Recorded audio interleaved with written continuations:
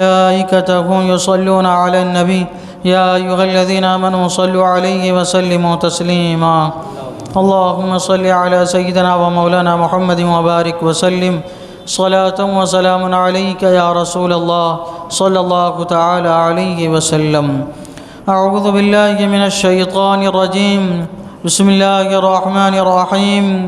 ولقد أرسلنا من قبلك في شيع الأولين وما يأتيهم من رسول إلا كانوا به يستهزئون كذلك نسلكه في قلوب المجرمين. اور بے شک ہم نے تم سے پہلے اگلی امتوں میں رسول بھیجے اور ان کے پاس کوئی رسول نہیں آتا مگر اس سے ہنسی کرتے ہیں، ایسی ہی ہم اس ہنسی کو ان مجرموں کے دلوں میں راہ دیتے ہیں، یعنی داخل کر دیتے ہیں. لا یؤمنون به وقد خلت سنت الاولین، اور وہ اس پر ایمان نہیں لاتے اور اگلوں کی راہ پڑ چکی ہے. اللہ تبارک و تعالیٰ اپنے محبوب صلی اللہ تعالیٰ علیہ وسلم کو تسلی ارشاد فرما رہا ہے کہ محبوب آپ کفار مکہ، مشرکین مکہ اور جو آپ کے زمانے کے منافقین ہیں ان کی گستاخیوں، بے ادبیوں پہ رنجیدہ خاطر نہ ہو، بلکہ یہ آپ ہی کے ساتھ ایسا نہیں ہو رہا ہے، بلکہ آپ سے پہلے ہم نے رسول بھیجے تھے،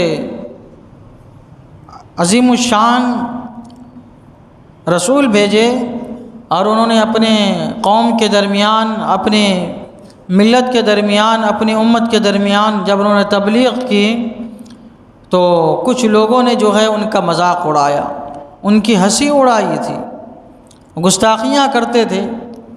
تو یہ پچھلوں کی روش ہے، یہ کوئی نئی بات نہیں ہے، یہ پچھلوں کی روش ہے، یہ ایسا کرتے ہیں، اس لیے آپ کے ساتھ بھی ایسا ہو رہا ہے. اللہ تعالیٰ فرماتا ہے بے شک ہم نے تم سے پہلے اگلی امتوں میں رسول بھیجے اور ان کے پاس کوئی رسول نہیں آتا مگر اس سے ہنسی کرتے تھے، اس کا مذاق اڑاتے تھے.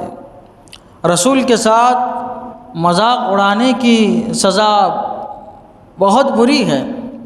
کبھی بھی نبی کی شان میں گستاخی نہیں کرنا چاہیے، بے ادبی نہیں کرنا چاہیے. اللہ تبارک و تعالیٰ نے حضور صلی اللہ تعالیٰ علیہ وسلم کے بارگاہ کے آداب قرآن کریم میں ذکر فرمائے ہیں.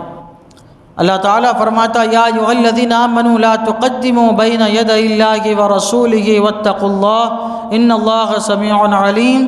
یا ایھا الذین آمنوا لا ترفعوا اصواتکم فوق صوت النبی، اے ایمان والو نبی کی آواز کے سامنے اپنی آواز کو بلند نہ کرو، آپ کی بارگاہ میں اپنی آواز کو پست رکھو. عریضہ پیش کرنا ہے پست آواز سے پیش کرو. یا جب رسول تمہارے درمیان تشریف فرما ہو اور کسی سے بات کرنا ہو، کسی کو بلانا ہو، بلند آواز سے نہیں بلانا ہے بلکہ آواز پست رکھ کے بلانا ہے.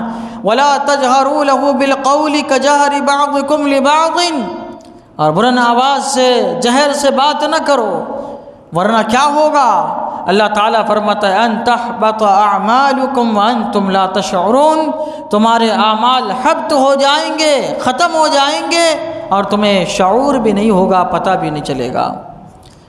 آدمی گناہ کرتا ہے، اس کو اندازہ ہوتا ہے کہ مجھ سے گناہ ہوا ہے تو توبہ کرتا ہے، آدمی فکر رہتی ہے، رنجیدہ رہتا ہے کہ مجھ سے گناہ ہوا ہے، لیکن تو توبہ کرتا ہے، گناہوں سے خلاصی پا لیتا ہے.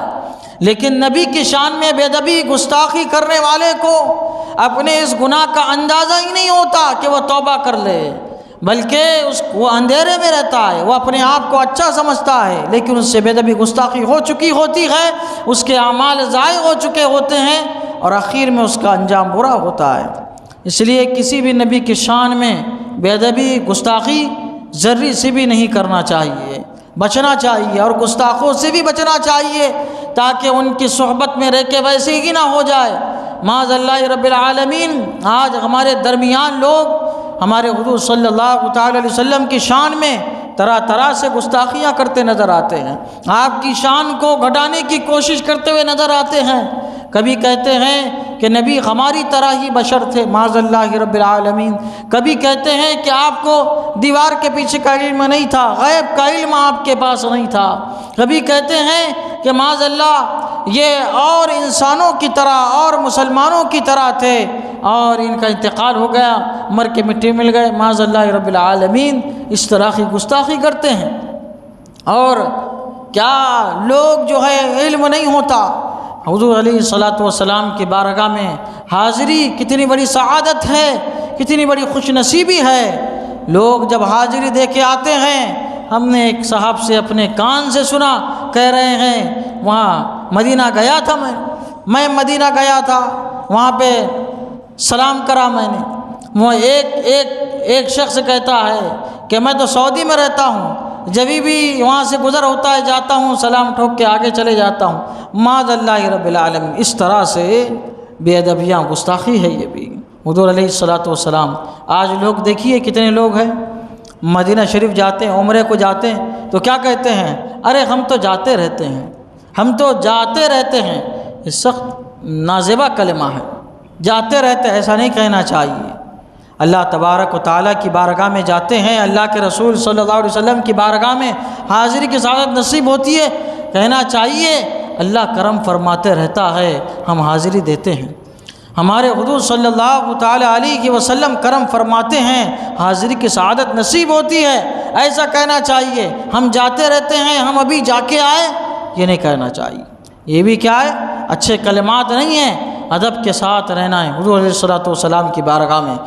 اللہ تعالیٰ فرماتا ہے ایسے ہی ہم اس ہنسی کو ان مجرموں کے دلوں میں راہ دیتے، داخل کر دیتے، ان کی ہنسی کو داخل کر دیتے ہیں، وہ اس پر ایمان نہیں لاتے اور اگلوں کی راہ چل پڑتے ہیں، نبی کو دیکھتے ہیں، اللہ تبارک و تعالیٰ کی خالقیت و مالکیت معبودیت ان کے دل تسلیم کرتے ہیں، لیکن یہ اپنے پچھلوں کی راہ، ان کے آباء و اجداد جو کیا کرتے تھے اسی راہ پر یہ چلتے ہیں اور ایمان نہیں لاتے ہیں۔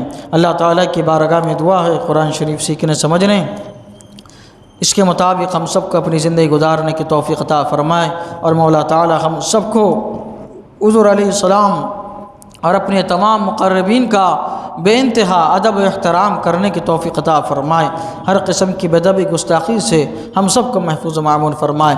اشہد ان لا الہ الا اللہ و اشہد ان محمدًا عبدہ ورسولہ وصلی اللہ تعالی علی سیدنا محمد وعلی آلہ وصحبہ اجمعین برحمتک یا ارحم الراحمین۔